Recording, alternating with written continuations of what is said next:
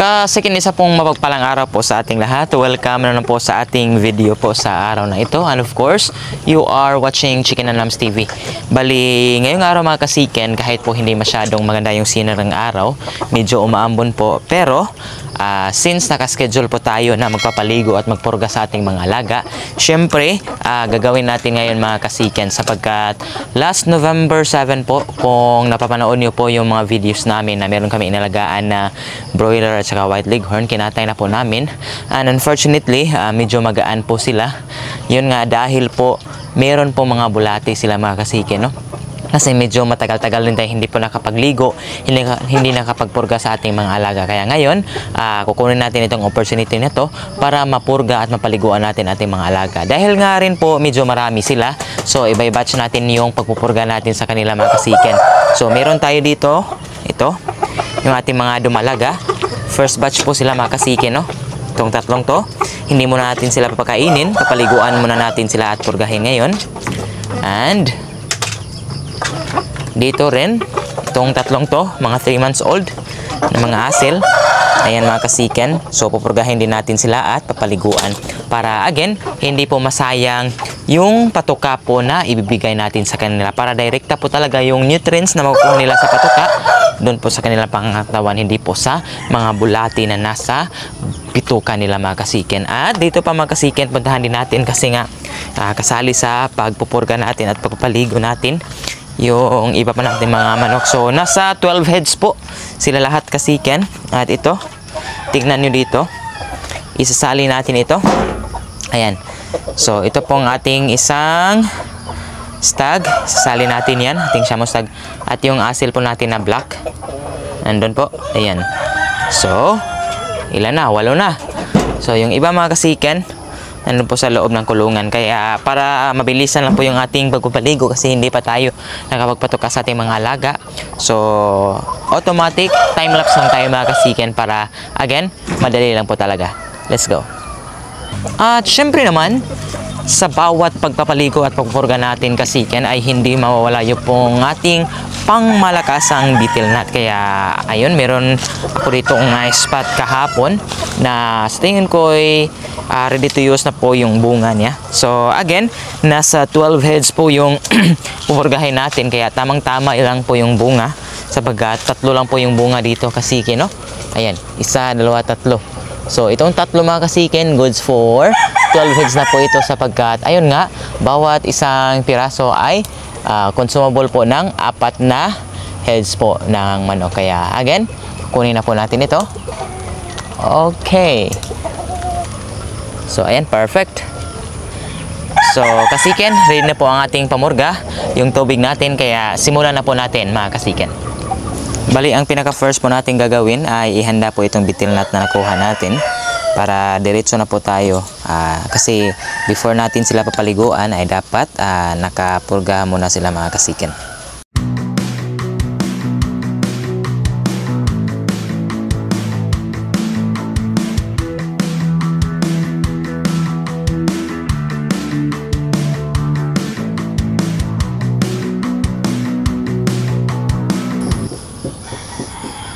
Po.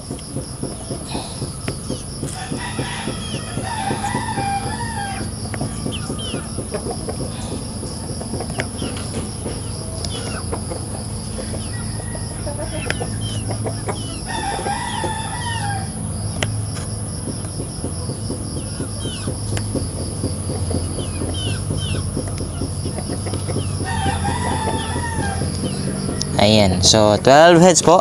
So nasa sa inyo na mga kasiken kung direkta nyo po itong ibigay, itong isang pirasong to.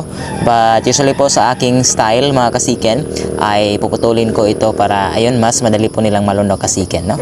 Kaya ayan, ready na.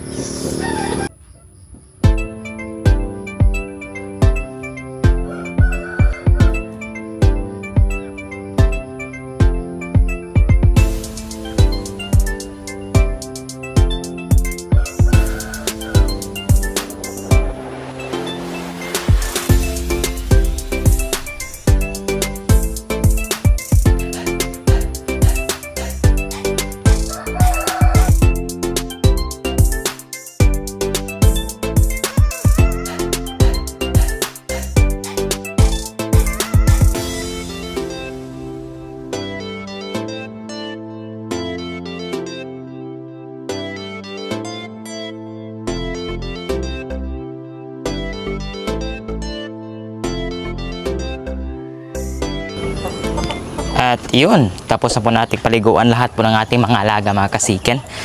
Namumulima tayo doon sa ating pinakita ang mga dumalaga sapagkat pagkatapos nating paliguan ay yun, yung isa mga kasiken ay pumatol po sa isa, kaya nag-aaway sila kaya dalawa na lang po sila dito sapagkat nagpapatayan po sila mga kasiken, no?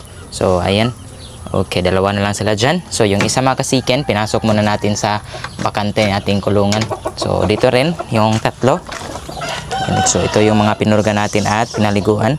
So yung pagkain natin sa kanila mga kasikin is diretso na po sa tanghalian o di kaya sa hapon.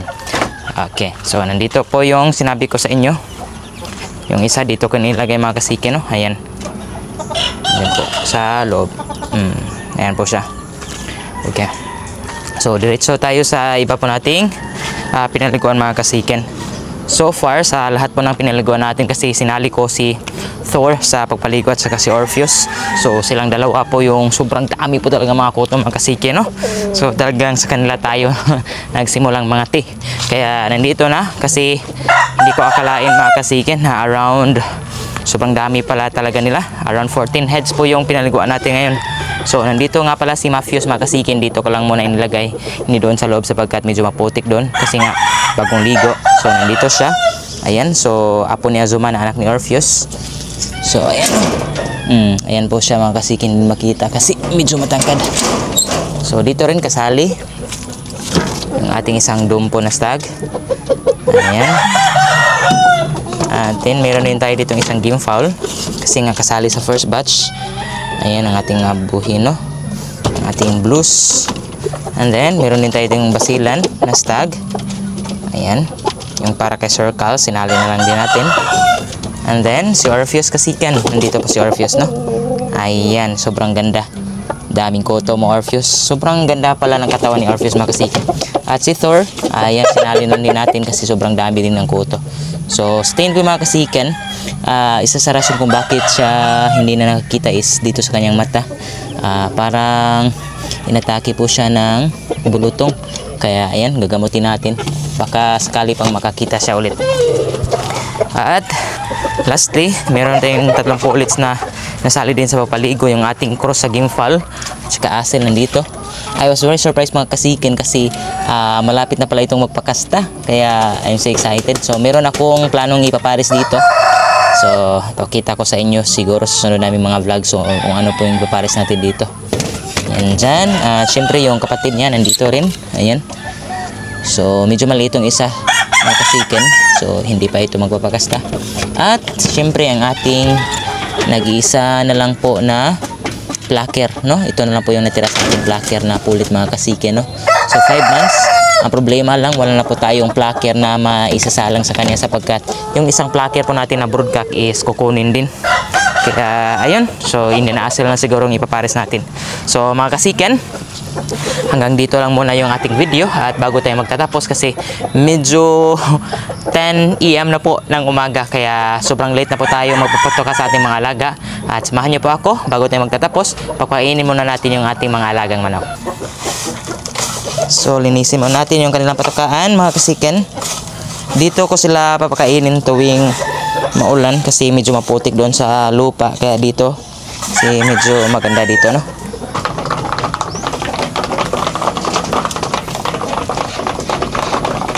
So ayan na po ang ating mga alaga. So